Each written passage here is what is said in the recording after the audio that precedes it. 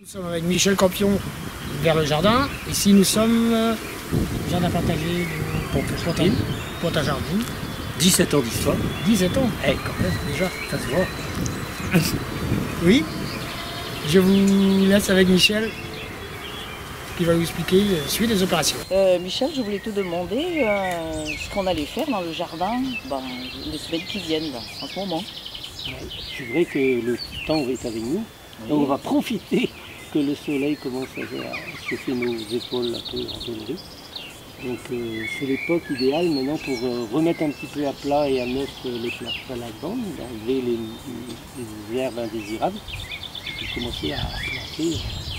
Oui, mais qu'est-ce qu'on plante, quoi? Là maintenant, ceux qui n'ont pas encore fait, ils peuvent mettre des patates. Oui. Des pommes de terre parce que la terre va se réchauffer. Il y en a qui les ont mises déjà, mais là, on n'est pas encore trop tard, on peut y aller. Alors il y en a qui disent qu'il ne faut pas mettre les petits pois. Là on a mis la semaine dernière des petits pois.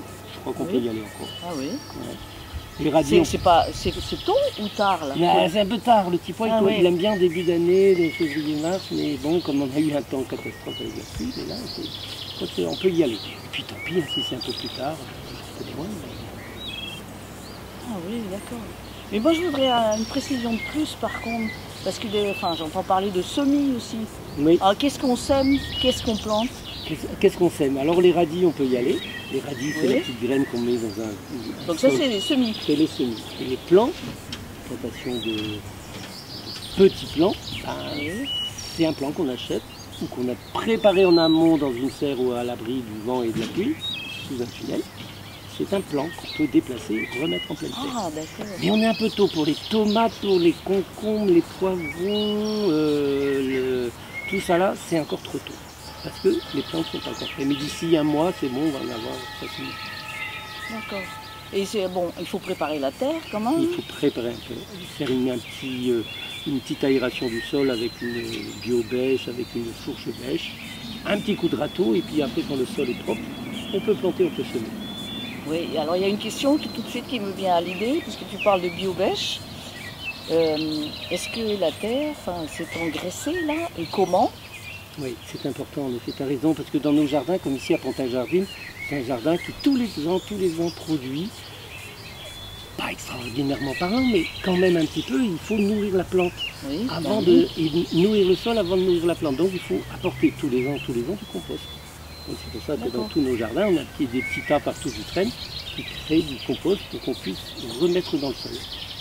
Alors si je comprends bien, le compost, ça sert d'engrais. C'est un engrais naturel, et qui D'accord. vaut tous les engrais du monde. Et comment vous luttez contre tous les petites bêtes qu'on peut Nous, voir dans les jardins? on ne lutte pas beaucoup, on n'est pas pour la bataille, on est non violent. Vous n'utilisez pas de pesticides? On n'utilise pas de produits chimiques. Un peu de ferramol quand les limaces nous envahissent. Tout à l'heure, j'ai soulevé 2 cailloux, là, il n'y en avait pas partout. L'idéal, ce serait de les... Hop, un petit coup de couteau, mais c'est pas poli non plus. Donc on essaye de faire avec et ne pas... C'est quand pour les semis, c'est compliqué. Après, les plantes, elles s'arrangent. Alors, il y en a qui disent qu'il faut mettre de la bière, il y en a qui disent qu'il faut mettre du lait. Toutes les techniques extraordinaires peuvent être utilisées ou tentées. Mais dans nos jardins, dans le cadre de la charte des jardins partagés, on n'utilise pas de produits chimiques. D'accord. Alors je reviens un petit peu, tu as parlé de compost. Alors comment on obtient du compost? Et d'où il vient le compost que vous avez ici? Ici on a de la chance parce qu'il y a des composteurs à l'extérieur où les habitants viennent déposer leurs déchets. Donc nous on le transforme, on le retourne, on s'en occupe un petit peu et après on le récupère au bout de 3 à 6 mois. Oui, mais qu'est-ce qu'il y a dedans? Qu'est-ce qu'il y a dedans? Il y a de tout, on peut tout mettre.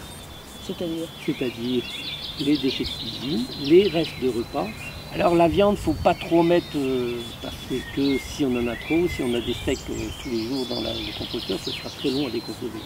Mais de temps en temps, ça fait pas de mal, hein. Ça va attirer les chats, les chiens, mais on peut tout mettre. Oui, donc tout ce qui se décompose va dans le composteur. D'accord. Donc il faut quand même que ça mûrisse pendant longtemps. Pendant 3 à 6 mois. Ah oui. Il faut un certain temps.